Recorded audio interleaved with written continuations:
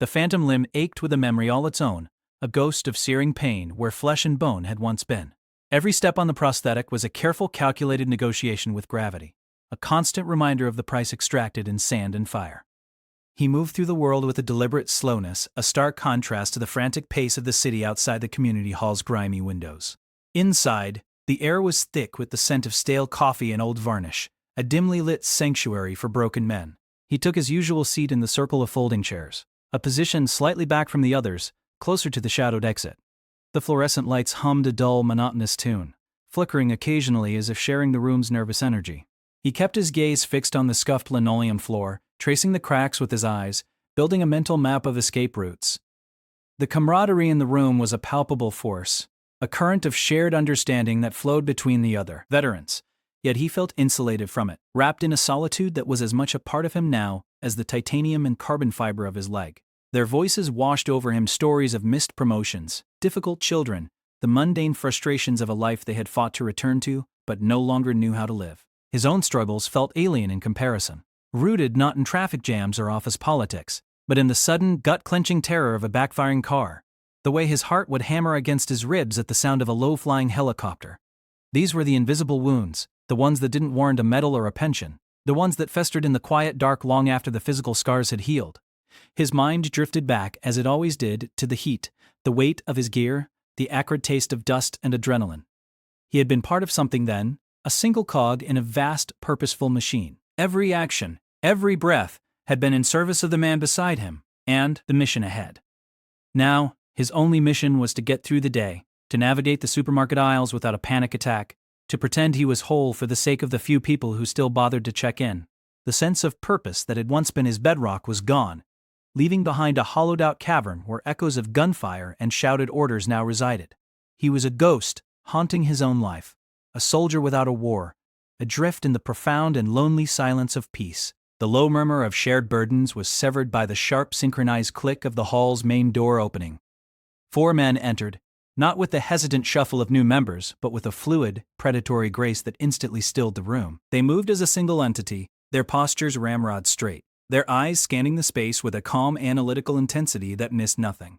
They wore civilian clothes, dark trousers, and simple polo shirts, but the clothing could not disguise what they were. It was in the set of their shoulders, the economy of their movement, the quiet confidence that radiated from them like heat from a forge. These were operators from the United States' most shadowy and revered unit, Delta Force. The veteran's body went rigid, his fingers curling into a tight fist on his thigh. His instincts, long suppressed by the mundane rhythms of civilian life, roared back to life. He assessed them as he would any potential threat, noting the compact musculature beneath their shirts, the way their hands stayed free and ready, the subtle communication that passed between them with barely a glance. They were predators walking among sheep, and the air grew thick with a new electric tension. The group's facilitator, a kindly retired major, beamed with pride as he introduced the guests, but the veteran heard none of it. His focus was narrowed to the 4 men, his senses heightened. He watched as one of them, a man with a weathered face and eyes, the color of a winter sky, detached from the group. The operator's gaze swept the circle of chairs, bypassing the eager faces, and landed unerringly on him.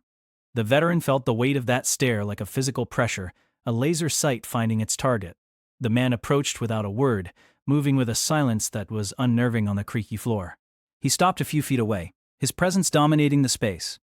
He didn't offer a hand or a smile. His eyes, sharp and perceptive, took in the veteran's posture, the way he held himself apart, the faint tremor in his clenched fist that spoke of a nervous system permanently wired for conflict. The operator's voice was low, a gravelly rumble meant only for him. He spoke of shared SAMs and a common, unrelenting sun. He mentioned places that were just names on a map to most, but were graveyards and crucibles to them. It was not a friendly overture, but a probe, a series of carefully laid verbal traps designed to see if the veteran would flinch, if he would recognize the terrain of a war fought in the shadows. The questions were veiled, but their intent was clear. They were peeling back the layers of his civilian disguise, searching for the soldier they knew was buried beneath. The veteran offered only terse, non-committal replies. His own gaze locked with the operators in a silent, tense standoff that spoke of 1,000 unspoken battles and a bond forged in a fire that civilians could never comprehend. The low, gravelly voice of the Delta operator cut through the veteran's defenses like a scalpel, each word a precise incision into a past he had tried to bury. The conversation had been a dance of shadows and implications, a verbal reconnaissance of shared battlegrounds and forgotten outposts. But now the probing was over. The operator's wintry eyes held his, unwavering, the casual small talk falling away to reveal the steel beneath. The air in the room seemed to thin, the hum of the fluorescent lights fading into a distant buzz as the man leaned forward slightly, his posture deceptively relaxed. Then came the question, delivered not with aggression, but with the simple, unassailable authority of one warrior recognizing another. He asked for the call sign. It was a simple question, a commonplace ritual among soldiers, a piece of identity as fundamental as a name. For a moment the veteran's mind went blank, a white-hot static erasing all thought. His body betrayed him before he could form a lie. A subtle tension locked his jaw, the muscles along his neck corded tight. His left hand, resting on his prosthetic leg, curled inward, the knuckles bleaching white against the dark fabric of his trousers. He could feel the weight of every eye in the room, though he dared not look away from the operator's penetrating gaze. The other Delta men had gone still, their casual postures sharpening into focused attention. They were watching the exchange, sensing the shift in the atmosphere, the charge that had suddenly filled the dim community hall.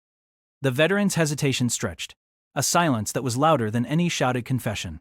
He saw the faint flicker of curiosity in the sergeant's eyes, the expectation of a mundane, forgotten nickname from a standard infantry unit. But the name that hovered on the tip of his tongue was not mundane. It was a ghost, a piece of shrapnel still lodged deep in his soul, and to speak it aloud would be to tear open a wound that had never truly healed. He felt the phantom ache in his leg intensify, a sympathetic echo from a day when the world had exploded into fire and noise, a day that had ended with that name being screamed over a crackling radio for the last time. The simple question had become a key, poised to unlock a vault of memories he had sworn to keep sealed forever, and the weight of it threatened to crush him where he sat. The silence in the room became a physical entity, thick and heavy, pressing in on all of them. The veteran's throat was dry, his heart a frantic drum against his ribs. He could feel the expectant gaze of the Delta sergeant, the quiet intensity of his teammates. There was no escape, no civilian alias that would suffice in this sacred space of warriors. The mask he had worn for years felt brittle, ready to shatter. He drew a shallow breath, the air tasting of dust and memory, and when he finally spoke, his voice was a hushed, ragged whisper, barely audible yet carrying through the absolute stillness. Ton 3. The two words landed not as sound, but as a shockwave. The change in the Delta operators was instantaneous and profound. The sergeant's relaxed posture vanished, his spine snapping straight as a rifle barrel. The casual curiosity in his wintry eyes was replaced by a look of pure, unadulterated shock, swiftly followed by a deep, reverent awe. The other operators, who had been observing from a slight distance, took an involuntary step forward as one, their faces etched with a stunned disbelief that mirrored their leaders. The air, once charged with tension, was now frozen solid.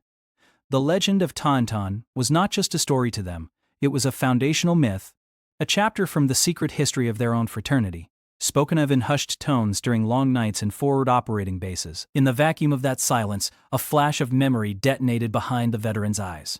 Not a coherent narrative, but a sensory blast, the coppery taste of blood in his mouth, the deafening roar of an explosion that tore the world apart, the searing heat of a fireball. He felt the ghost weight of a different rifle in his hands, saw the fleeting image of a man's face, grim and determined, shouting something lost to the chaos before being swallowed by smoke and flame.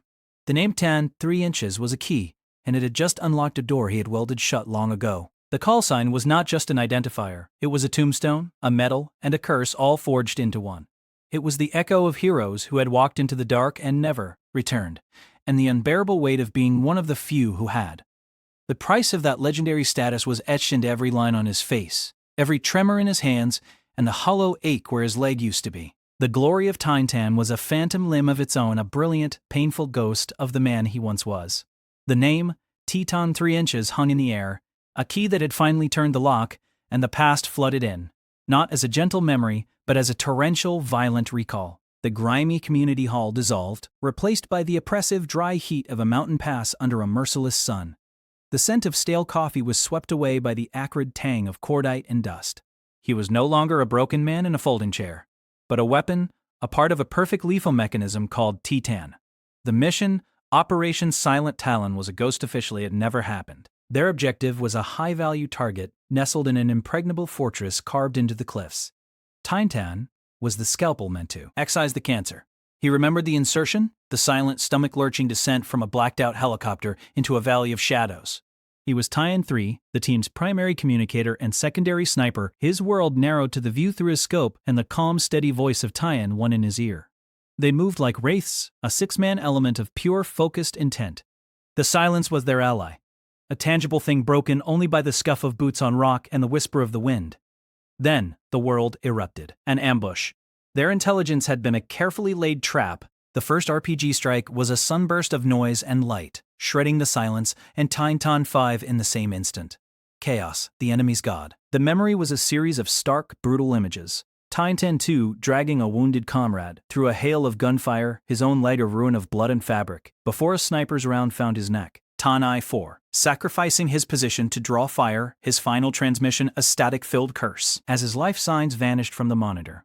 He remembered Tyan 1's voice, never rising, never faltering, directing their desperate fighting retreat, until a mortar round landed close, and the voice was replaced by a deafening ring. He remembered dragging what was left of Tyan 6, a kid from Iowa with a photographic memory, into a shallow cave, holding pressure on a wound that was draining the life from him, watching the light fade from his eyes as he mumbled something about cornfields. He was alone then. The last piece of a broken machine, calling in an emergency extract over a failing radio as enemy forces closed in. The rescue birds arrived in a storm of rotor wash and covering fire, finding only one man left standing amidst the carnage. His body broken, his unit erased. The memory receded as violently as it had arrived, leaving him gasping in the present, the phantom pain in his leg a searing brand connecting him to that day. He blinked. The Din community hall swimming back into focus, but the atmosphere had transformed. The stunned silence among the Delta operators had melted into something else entirely, a profound, palpable respect. The sergeant with the wintry eyes was the first to move. He didn't offer a handshake or a pat on the back. Instead, he slowly, deliberately brought his right fist to his chest, over his heart, and gave a single solemn nod. The other operators mirrored the gesture, their faces stripped of all swagger, replaced by the sober reverence of men standing on hallowed ground. One of the younger operators, his voice thick with emotion, began to speak, not to the veteran directly but to the room, sharing a story he had heard from an instructor at selection. It was a parable of Tyan, a sanitized legendary version of that bloody extraction, a tale of impossible odds and ultimate sacrifice that was used to illustrate the pinnacle of commitment. Another spoke of the Tyan protocols, tactical innovations born from that mission's failure and success that were now standard doctrine in their community. They weren't just telling stories, they were laying a wreath. They were honoring the ghosts he carried with him, giving names and honor to the men he had watched die. As their words washed over him, a strange and unfamiliar sensation began to unknot the tightness in his chest. It was not absolution, the ghosts would always be there, but it was recognition.